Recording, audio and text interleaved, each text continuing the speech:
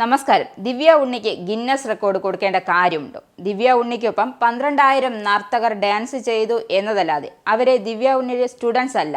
അപ്പോൾ 12,000 സ്റ്റുഡൻസ് ഉള്ള ടീച്ചർ അല്ല ദിവ്യ. മറ്റു പ്രശസ്തരായ പല ടീച്ചർമാരും അവരുടെ സ്റ്റുഡൻസിനെയും ആ പ്രോഗ്രാമിൽ കണ്ടു. അപ്പോൾ ആര് കളിച്ചതാണ് അവാർഡ്, അല്ലെങ്കിൽ എന്ത് കളിച്ചതിനാണ് അവാർഡ് വരുന്നത്? പരിപാടിയുടെ പ്രധാന സ്പോൺസർമാരിൽ ഒരാളാണ് കല്യാണായിരുന്നു.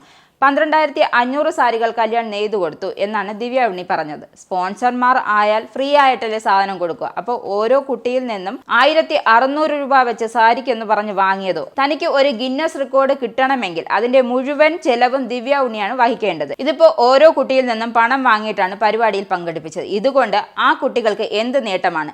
കല്യാൺ പ്രധാന സ്പോൺസർ ആണെങ്കിൽ ഒരാൾ പറയുമ്പോൾ ആ വേറെ സ്പോൺസർ ഉണ്ടായിരുന്നു എന്നല്ലേ അർത്ഥം? ബുക്ക് മൈ ഷോയിലൂടെ ടിക്കറ്റും ഉണ്ടായിരുന്നു എന്നാണ് പരസ്യം കണ്ടത്. അത് കുട്ടികളുടെ രജിസ്ട്രേഷൻ ഫീസ് 3,500 രൂപയിൽ നിന്നാണ് ഒരാളിൽ നിന്ന് വാങ്ങിയത്. അതുകൂടാതെയാണ് സാരിയിൽ നിന്നും 1,600 രൂപ ഈടാക്കിയത്. സംഭവം ഇവിടം കൊണ്ടും തീരുന്നില്ല. ഉമാ തോമസിന്റെ അപകടത്തോടെയാണ് ദിവ്യ ഉണ്ണിയുടെ ഡാൻസ് ഗിന്നസ് റെക്കോർഡിന്റെ പിന്നാമ്പുറ കഥകൾ പുറത്തു വരുന്നത്. ഒരു പക്ഷേ ഉമാ തോമസിന് അപകടം സംഭവിച്ചില്ലായിരുന്നു എങ്കിൽ ഈ ഒരു വലിയ തട്ടിപ്പിനെ കുറിച്ച് ആരും അറിയാതെ പോകുമായിരുന്നു എന്നതാണ് സത്യം. MLAക്ക് അപകടം സംഭവിച്ചതോടെ സംഘാടകരുടെ കള്ളക്കളി പുറത്തായി. പരിപാടിയുടെ നടത്തിപ്പിൽ തന്നെ അടിമുടി ദുരൂഹതയാണ്.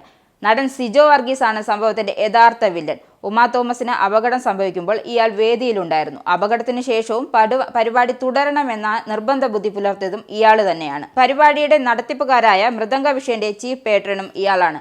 പരിപാടിയുടെ സംഘാടനത്തിൽ ഇയാൾ സജീവമായിരുന്നു. പരിപാടിയുടെ സംഘാടനത്തിൽ അടിമുടി ദുരൂഹതയാണ് വ്യക്തമാകുന്നത്. സംഘാടകരായ മൃദംഗ വിഷൻ ആസ്ഥാനം പ്രവർത്തിക്കുന്നത് വയനാട് മേപ്പാടിയിലെ ഒറ്റമുറി ഓഫീസിലാണ്. മാഗസിൻ പ്രവർത്തകരെന്ന രീതിയിലാണ് 100 ചതുരശ്ര അടിയോളം മാത്രം വലിപ്പമുള്ള മുറിയിൽ സ്ഥാപനം പ്രവർത്തിക്കുന്നത്. ആകെ ഒരു മേശയും 2 കസേരകളും മാത്രമുള്ള ഓഫീസ് വല്ലപ്പോഴും മാത്രമാണ് തുറക്കുന്നത് എന്നാണ് സമീപവാസികൾ പറയുന്നത്. ഭരതനാട്യം ഈവന്റിന്റെ നടത്തിപ്പുകാർ കരാർ നൽകിയത് ഓസ്കാർ എന്ന ഈവന്റ് മാനേജ്മെന്റ് കമ്പനിക്കായിരുന്നു. ഗിരീഷ് എന്ന ആളാണ് ഈവന്റ് മാനേജ്മെന്റിന്റെ ഉടമ. ഓസ്കാറിൽ നിന്നും ഇവന്റ് ഇന്ത്യ ഉപകരാറെടുത്തു. ഇതിന്റെ പ്രൊപ്പറേറ്ററാണ് നിലവിൽ അറസ്റ്റിലായ കൃഷ്ണകുമാറാണ് സ്റ്റേഡിയം ബുക്ക് ചെയ്യുകയും ഫയർ, പോലീസ്, ആശുപത്രി തുടങ്ങിയ സുരക്ഷാ സംവിധാനങ്ങൾ ഒരുക്കുകയും ചെയ്തത്. ചലച്ചിത്ര മേഖലയിലേക്ക് എത്തും മുമ്പ് കൊച്ചിയിലെ പാർട്ടി സീനിൽ ഇംപ്രസാരിയോ ഈവന്റിന്റെ ഭാഗമായിരുന്നു നടൻ സിജോ വർഗീസ്. പിന്നീട് കുറെ കാലം പ്രമുഖ ജുവലറി ഉടമയുടെ കൂടെയും ഇയാൾ പ്രവർത്തിച്ചിട്ടുണ്ട്. ഇടക്കാലത്ത് മിഡിൽ ഈസ്റ്റിലേക്ക് ചേക്കേറി ചില സാമ്പത്തിക ക്രമക്കേടുകളിലും ഉൾപ്പെട്ടിട്ടുണ്ടെന്നാണ് ആരോപണങ്ങൾ സജീവമാണ്.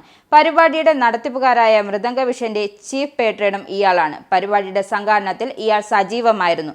ഇന്ത്യ ഈവന്റ്സ് എന്ന ഇവന്റ് മാനേജ്മെന്റ് കമ്പനിയും അതിന്റെ ഉടമയായ ഉണ്ണികൃഷ്ണനും ഇയാളുടെ ബിനാമികളാണ് എന്ന ആരോപണവും ശക്തമാണ്. ദിവ്യ ഉണ്ണി ഉൾപ്പെടെയുള്ള സെലിബ്രിറ്റികളുടെ പരിപാടിയിൽ ഭാഗമാക്കിയതും ഇയാളുടെ സിനിമാ ബന്ധങ്ങൾ ഉപയോഗിച്ചാണ്. കേസുമായി ബന്ധപ്പെട്ടിപ്പോൾ അറസ്റ്റിലായ ഇവന്റ്സ് ഇന്ത്യ പ്രൊപ്പറേറ്റർ ഉണ്ണികൃഷ്ണനെ ഇയാൾ സ്ഥിരം പരിചയക്കാരായി ഉപയോഗിക്കാറുണ്ട് എന്നും ഉണ്ണികൃഷ്ണൻ പ്രതിയായ കേസുകളിൽ നിന്നും ഇയാളെ ഊരിയെടുക്കുവാൻ നീക്കങ്ങൾ നടക്കുന്നുണ്ട് എന്നും പറയുന്നു. കടലാസ് സംഘടനകളെല്ലാം തന്നെ സുജോ വർഗീസിന്റെ ബിനാമി സ്ഥാപനങ്ങൾ എന്ന് ഇപ്പോൾ ഗിന്നസ് ഭരതനാട്യത്തിലൂടെ സമ്പാദിച്ച കോടികളുടെ യഥാർത്ഥ ഗുണഭോക്താവ് ഇയാളാണെന്നും ഉള്ള സംശയമുള്ളത് കൊണ്ട് തന്നെ ബലപ്പെടുകയാണ്. പരിപാടിയിലെ പ്രധാന നർത്തകിയായ ദിവ്യ ഉണ്ണിയെയും സംഘാടകരായ മൃദംഗ വിഷന്റെയും പേട്രൽ എന്ന നിലയിൽ സുജോയ് വർഗീസിനെയും മൊഴിയെടുക്കാൻ പോലീസ് വിളിച്ചതായും റിപ്പോർട്ടുണ്ട്.